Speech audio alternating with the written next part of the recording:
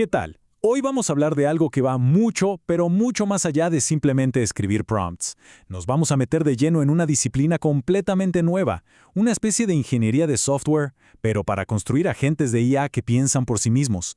O sea, estamos dejando de ser simples escritores de prompts para convertirnos en verdaderos arquitectos. Y aquí es donde la cosa se pone interesante, ¿no? Porque estos agentes de IA son brillantes, pero tienen fallas. Fallas muy humanas, de hecho. Se olvidan de las cosas, a veces alucinan, se inventan datos y no siempre siguen las reglas. Pero ojo, porque justo de eso se trata este análisis. Vamos a desglosar el plan, el blueprint, que los ingenieros están usando para arreglarlos. Muy bien, entramos en materia. El primer gran problema que se encuentra cualquier arquitecto de IA es, ¿cómo decirlo? Es como lidiar con una memoria a corto plazo muy limitada. Es un problema enorme, conocido como la pudredumbre del contexto. A ver, pensemos en esto. Un agente de IA empieza una tarea de forma espectacular, súper enfocado, y de repente, 20, 30 pasos después, ¡puf! Parece que se olvidó por completo de lo que estaba haciendo. Es como si se distrajera. Bueno, la respuesta a ese misterio está en cómo maneja su memoria de trabajo. Y a eso se le llama técnicamente pudredumbre del contexto. La analogía es perfecta. Imaginen un escritorio. Al principio está limpio, con una sola instrucción.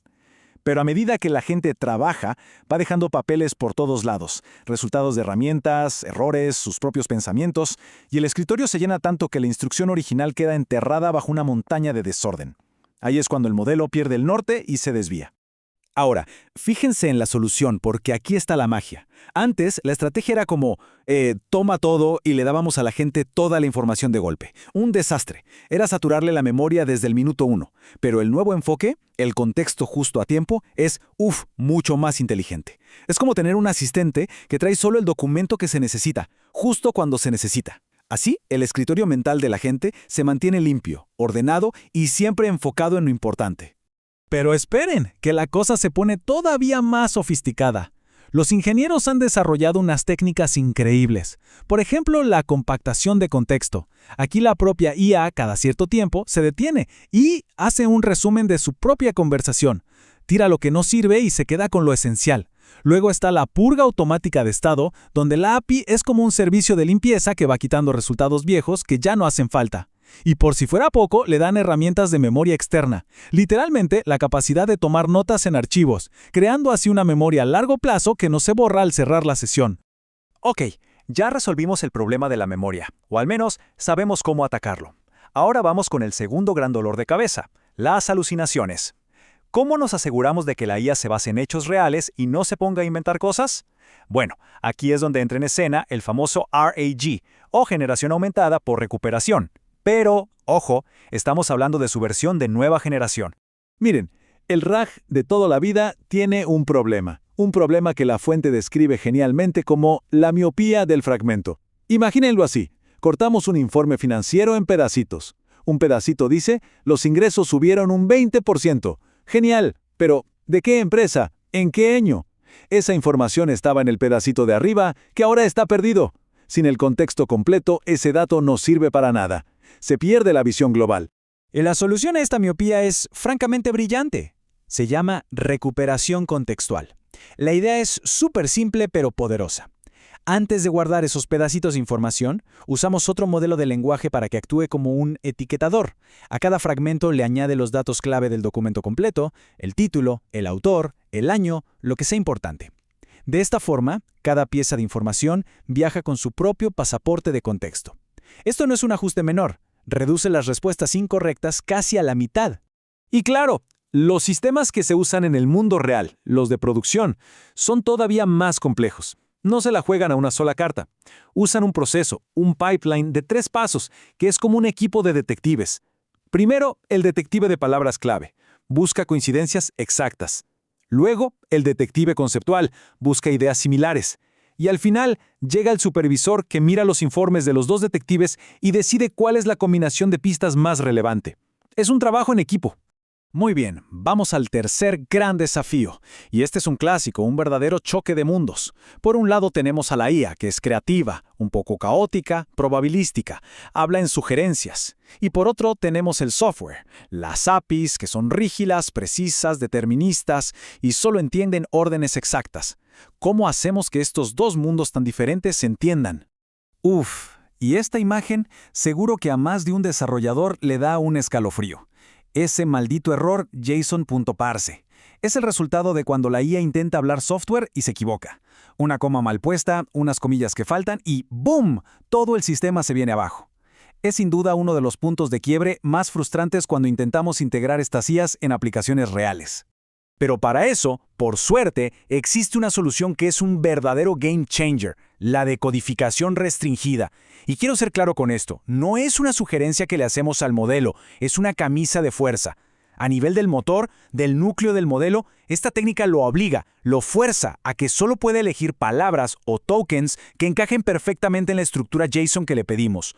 El resultado no es una probabilidad, es una garantía matemática. El JSON siempre será perfecto. Y todo esto nos lleva a lo que hoy se considera la regla de oro para la comunicación con agentes. Para las entradas, para darle instrucciones al agente, se usa XML. ¿Por qué?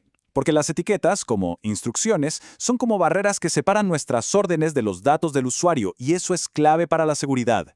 Y para las salidas, para lo que el agente nos devuelve, usamos JSON, pero siempre con decodificación restringida.